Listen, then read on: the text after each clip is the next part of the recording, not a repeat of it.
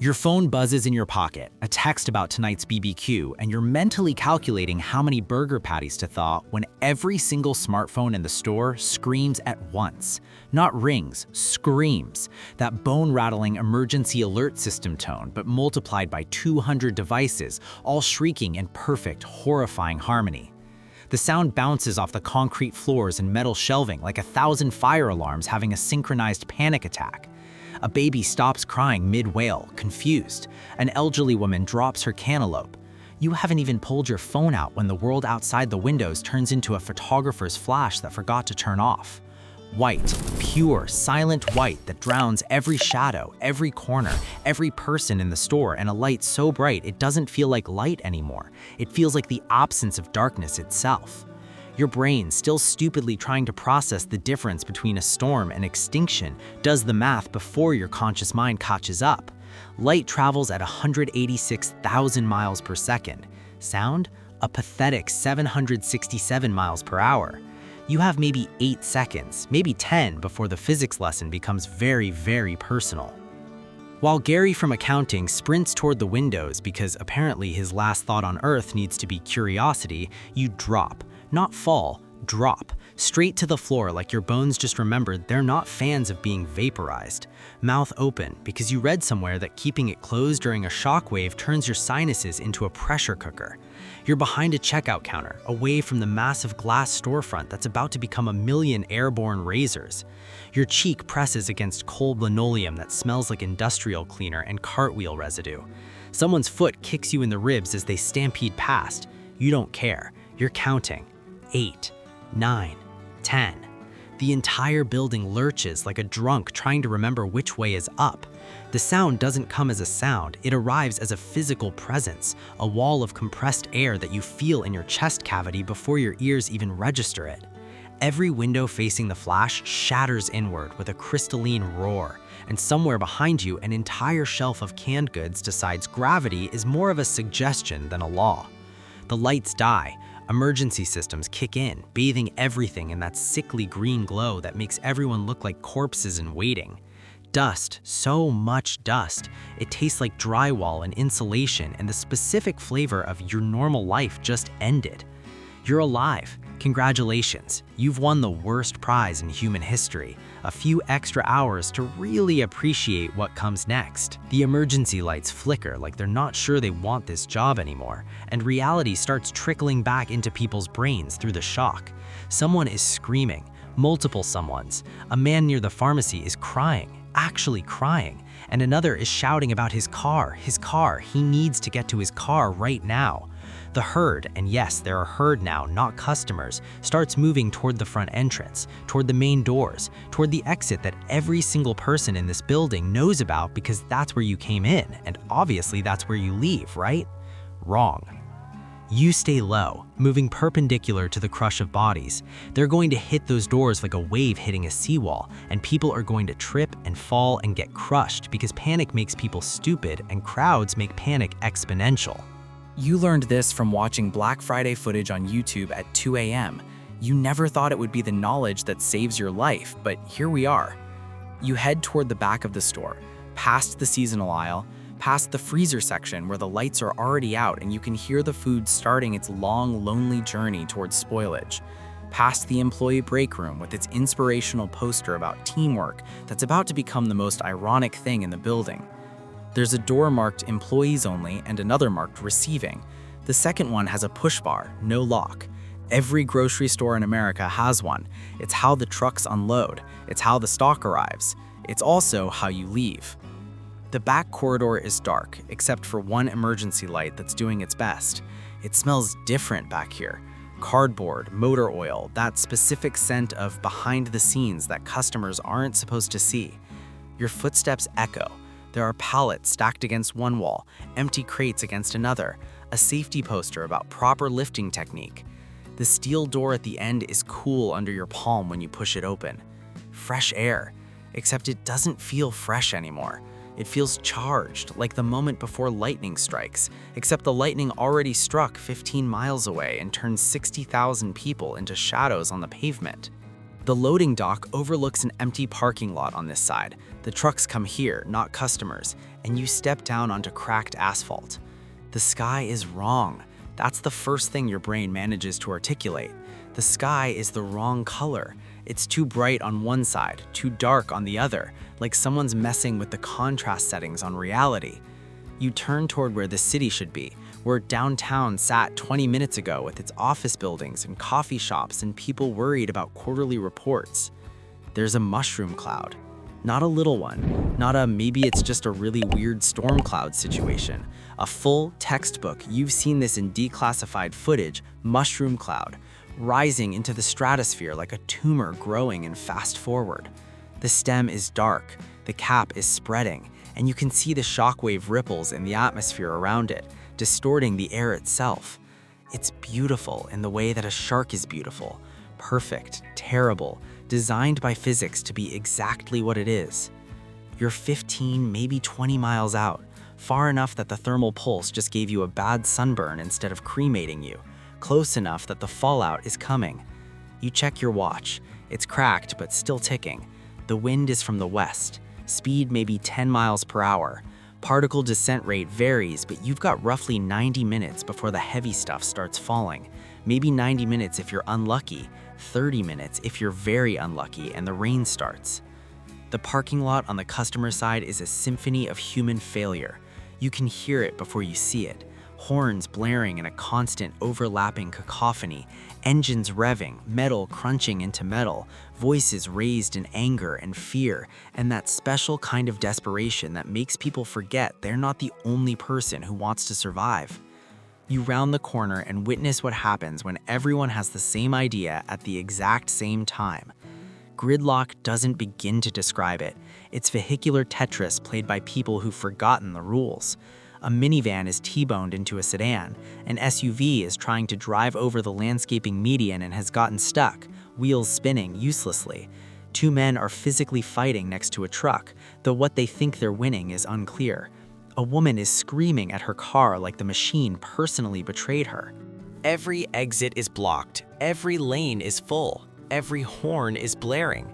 It's a metal cage, a labyrinth with no exit, a tomb on wheels. Your car is there, Section D, 4th row. You can see it. It's fine, no visible damage. The keys are in your pocket. You paid $16,000 for that car. You change the oil regularly. There's half a tank of gas. The insurance is up to date. Your daughter's car seat is in the back. Her favorite stuffed rabbit is on the floor. Photos on your phone show you washing it last weekend, proud of how the paint gleamed. And it's absolutely, completely, 100% useless. You walk toward it anyway, because muscle memory is stronger than logic. You unlock it. The interior smells normal. Old coffee, that vanilla air freshener, the faint scent of French fries from last week's drive-thru. Your get-home bag is in the trunk, where you put it after watching a YouTube video 8 months ago. Your spouse mocked you for it, called it paranoia, called it a waste of $80. You pop the trunk, the bag is there. Water bottles, protein bars, first aid kit, dust mask, change of clothes, a radio, batteries, water purification tablets, a map with your route highlighted in yellow marker. You grab it, you lock the car, you turn around, you walk away. Behind you, someone sees you and shouts, "Hey, hey, where are you going? You're just leaving your car?" Like it's the craziest thing they've seen today. Like the mushroom cloud doesn't exist. Like the parking lot isn't a graveyard with the corpses still breathing. "Yeah," you say, not stopping. "I am."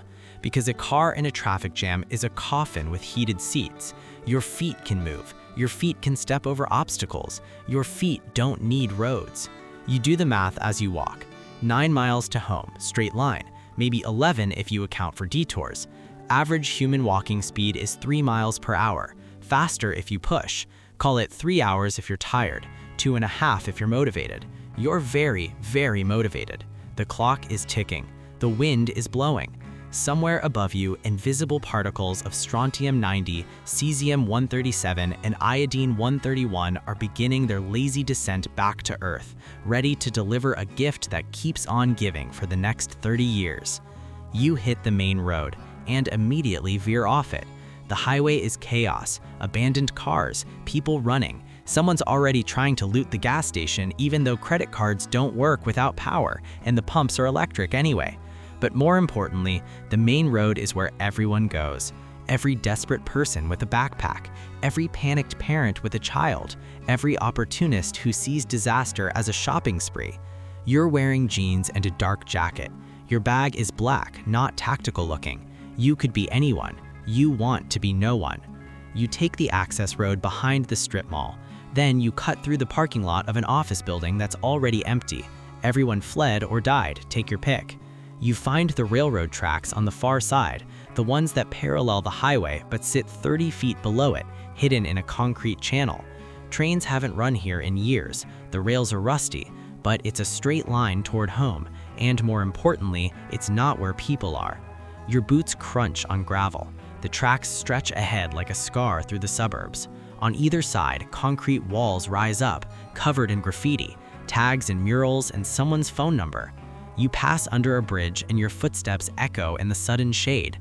Water drips somewhere. It smells like rust and old urine and standing water. You keep moving.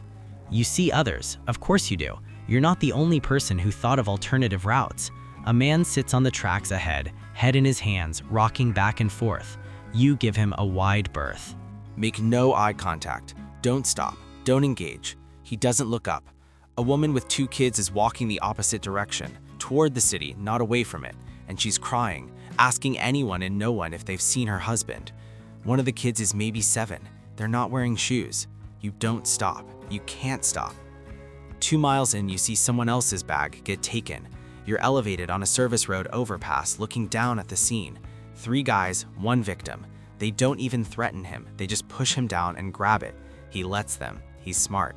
The bag isn't worth dying for, except now he's walking home without supplies, and the irony is he'll probably die anyway. You move faster. You walk like you belong here, like you're not carrying anything valuable, like you're not worth the effort.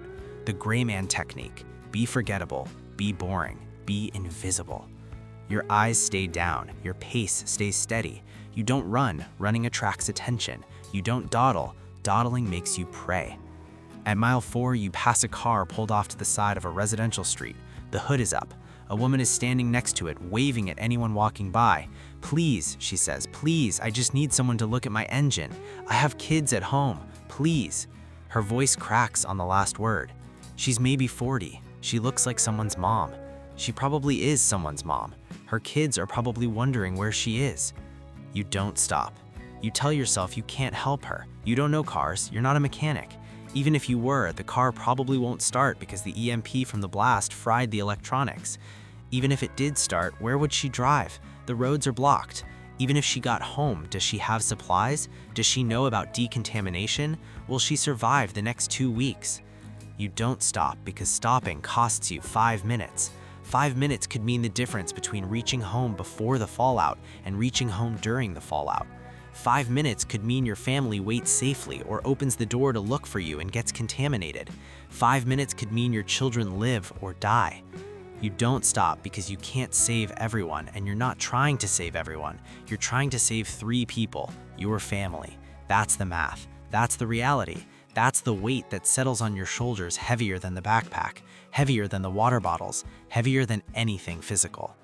You keep walking. Behind you, her voice fades. "Please, someone, please."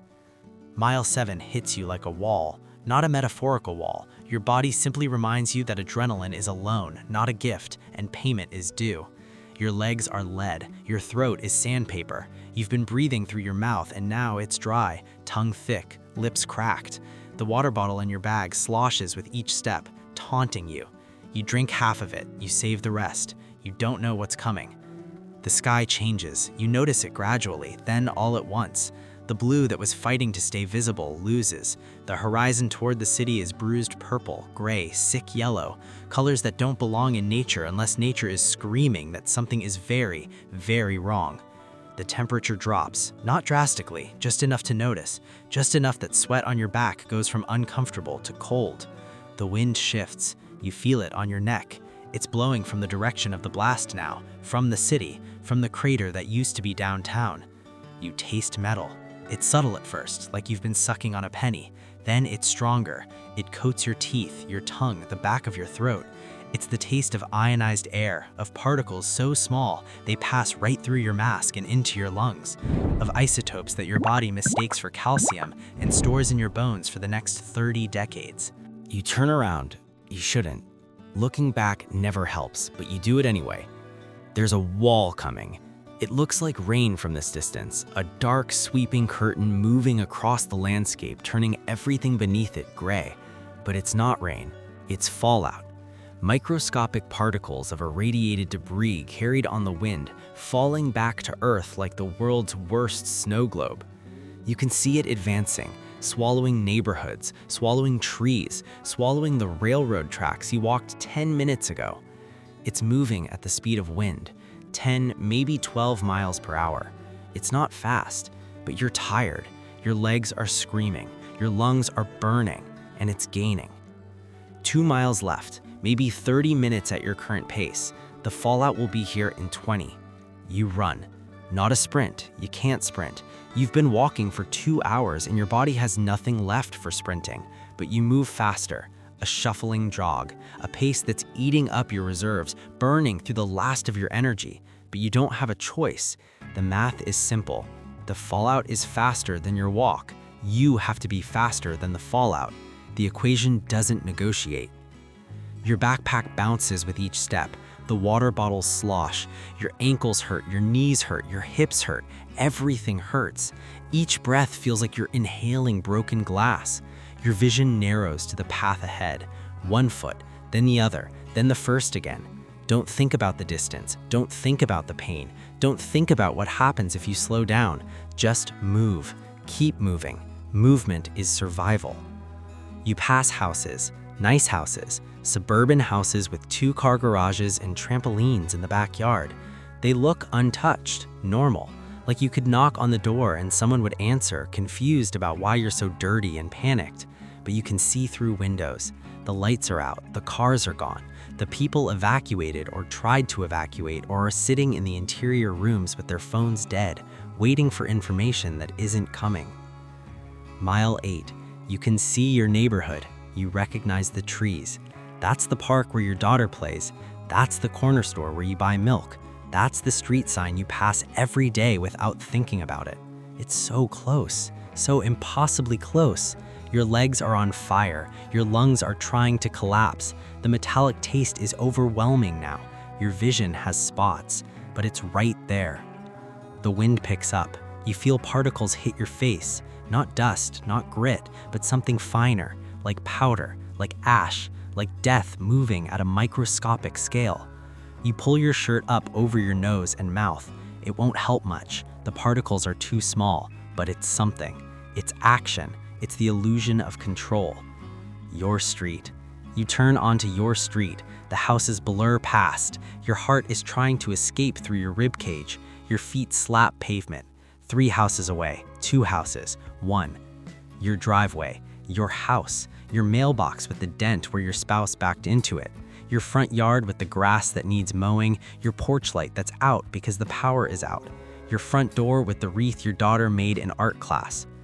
The door opens. Your spouse and daughter are there, backlit by candlelight from inside, faces pale, eyes wide, relief and terror fighting for dominance in their expressions. They start to run toward you, toward the door, toward outside. Stop! Your voice is raw, shredded, barely human. Don't come outside. Stay in the house. They freeze. Your daughter starts to cry. Your spouse looks confused, hurt, desperate. You can see the question in their eyes. Why won't you let us hug you? Why won't you come inside? Why are you standing in the driveway screaming at us? I'm contaminated, you say, forcing calm into your voice. I need to decontaminate. Stay inside, close the door. I'll be there in 5 minutes. The door closes. You hear the lock click. You hear your daughter crying through the wood. Every instinct screams at you to go inside, to hold them, to collapse on the floor and let someone else make decisions. But you don't, because you've come 9 miles, because you've made it home, because dying now, after all this, would be the cruelest joke the universe could play. The garage. You pull open the side door. It's not electric, thank God, and step into the darkness. You strip. Jacket first, you turn it inside out as you remove it, dropping the particles inside and drop it in the corner. Shirt next, same technique. Pants, socks, shoes stay outside entirely. Your skin is covered in dust so fine you can barely see it, but it's there. You can feel it. Each particle a little lottery ticket for cancer. Each speck a potential death sentence wrapped in a half-life of 30 years. There's a bucket. You filled it yesterday after your spouse finally agreed that maybe you weren't crazy. Maybe the world wasn't as stable as everyone pretended. Cold water. You dump it over your head. It's shocking, gasping, miserable. You do it again and again. The water runs gray at your feet. You're not scrubbing. Scrubbing breaks the skin, lets the radiation in. Just rinsing. Your hair gets special attention. It's a magnet for particles. 3 full buckets. Your teeth are chattering. Your skin is bright red from the cold, but the Geiger counter in your head, the one that's now permanently installed in your consciousness, drops from severe danger to manageable risk. The interior door. You open it. Warmth hits you. Your family is there. Your spouse wraps a blanket around you immediately. Your daughter won't let go of your leg. You're dripping water onto the floor. You're shaking. You're home. I called ahead, your spouse says quietly. We filled the bathtub. We sealed the windows with plastic. We moved everything to the basement, just like you said. You look at them. Really look at them. They're alive. They're here. They listened. When you called from the store before the phones died during those precious 30 seconds between the blast and the electromagnetic pulse, they listened. They didn't argue. They didn't question. They acted. The doors, you say. We need to seal the doors. Together, you tape plastic sheeting over every door, every window, every crack where outside air could seep in. You can hear it starting outside, a soft pattering like rain, except it's not water, it's fallout.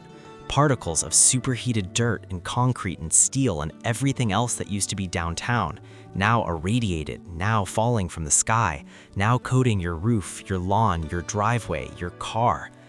You make it to the basement just as the powdering becomes a roar. Through the high window, sealed but you can still see out, you watch the world turn gray. The grass disappears under a layer of dark ash. The street disappears. Your neighbor's house is barely visible through the radioactive snowstorm. It accumulates, inch by inch, minute by minute. Everything inside is still alive. The basement is small. The walls are concrete. You have supplies down here: water, food, a radio, batteries, a portable toilet, books, games for your daughter, medications, first aid. You have 14 days worth of everything. 14 days because that's how long the radiation levels take to drop from certain death to maybe survivable if you're quick. 14 days until you can emerge. 14 days of waiting, of listening to the static on the radio for news that might never come, of rationing food, of explaining to a 7-year-old why she can't go outside, why her friends aren't answering their phones, why the world ended while she was at school thinking about recess. You sit on the floor, back against the wall, and your spouse sits next to you. Your daughter is already asleep in the makeshift bed. Exhaustion and shock make great sedatives. The single LED lantern casts long shadows. The silence is total except for your breathing. You made it, your spouse whispers. We made it, you correct. But you're not thinking about making it. You're thinking about the woman with the broken car, the man sitting on the railroad tracks, the people in the parking lot who chose their vehicles over their legs, the thousands who ran to the windows instead of dropping to the floor, the millions who didn't have a plan, didn't have a bag, didn't have a route, didn't have supplies, didn't have a chance. You're thinking about how the 9-mile walk took everything you had, every ounce of preparation, every decision practiced in your head during boring commutes, every item packed into that bag, every moment of foresight that your friends called paranoia. It all mattered. It all counted. The difference between life and death wasn't luck. It was preparation meeting opportunity, except the opportunity was the end of the world. The radio crackles. Static. You turn the dial slowly, searching for anything. More static. Then, faintly, a voice. Remain in shelter. 14 days minimum. Do not consume rainwater. Do not go outside. It fades back to static. But it's enough. Someone's broadcasting. Someone else survived. You're not alone. Not yet. You close your eyes. Your legs are still screaming, your lungs still burn, the metallic taste hasn't left, but you're alive, your family is alive, you have water, you have food, you have time. The 9-mile walk is over. You made it home. You survived the unsurvivable through nothing but knowledge, planning, and the willingness to walk away from everything familiar. But the 14-day wait in this basement has just begun.